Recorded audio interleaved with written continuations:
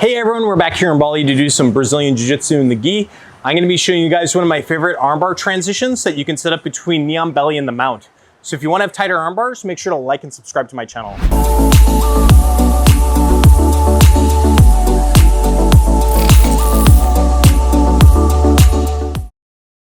Okay, so we've been looking at attacking from side control. Side control is a pinning position. What we're going to do is we're going to elevate our position, which is going to kind of give us some different options.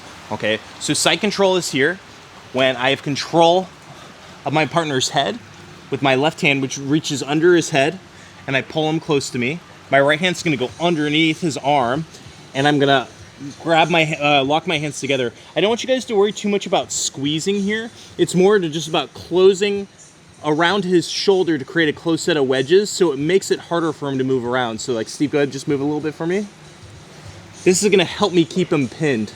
The other thing that's going to help me pin is my chest, right? I'm protruding my chest open. I can even use my toes here to help create some traction with the mat to put more weight into Steve's chest, okay? Once I feel like I have a good pin in place, I'm going to start advancing my position. So something that I can do to help cause a reaction with Steve is put my knee on his stomach. Okay, so what I'm gonna do, so I'm up on my toes already, I'm gonna start raising my level so I can put that knee on his stomach. Now, typically this is gonna cause a reaction. The reaction that we're gonna look for is Steve pushing on my hip. Okay, don't worry so much about turning on your side, just start framing on my hip. Yeah, there you go, good. Okay, so from here I'm gonna let go with my hands. Right hand pummels in, left hand comes underneath. I'm gonna lift Steve's arm up towards me, and I'm gonna look to catch it in my armpit. Okay, from here, if Steve tries to pull his hand out, it's hard for him because I'm using my lat to help control the hand. Okay, from here, watch what I'm gonna do. I'm gonna post wide. Shin comes underneath his armpit, and my left leg's gonna come around his head. Okay, and this is gonna be our first armbar. Okay, I can finish this armbar by leaning back if I keep the hand trapped to my lat, or I can bring both hands to the wrist and pull his arm in towards me. To finish this armbar, I'm going to squeeze my knees together and lift my hips towards the ceiling as I pull down on the arm.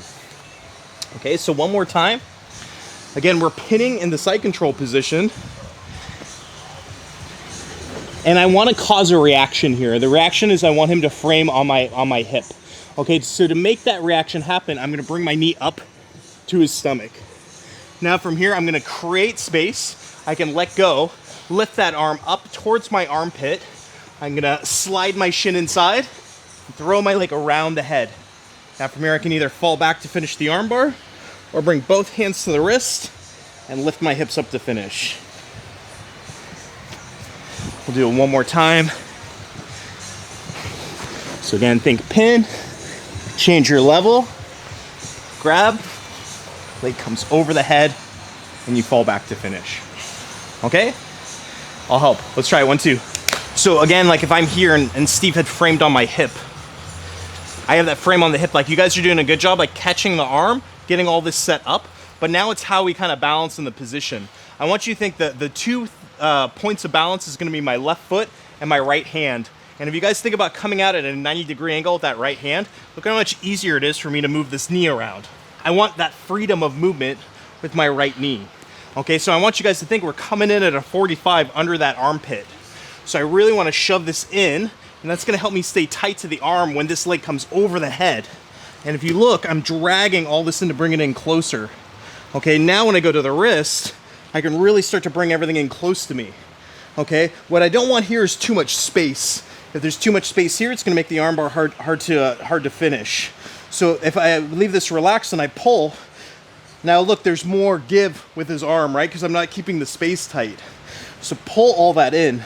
You guys can even pull the second leg over, and it's gonna help you have a tight armbar too. I like both legs over for the armbar, but for the sake of this one, I do with the bent knee because it's faster, okay?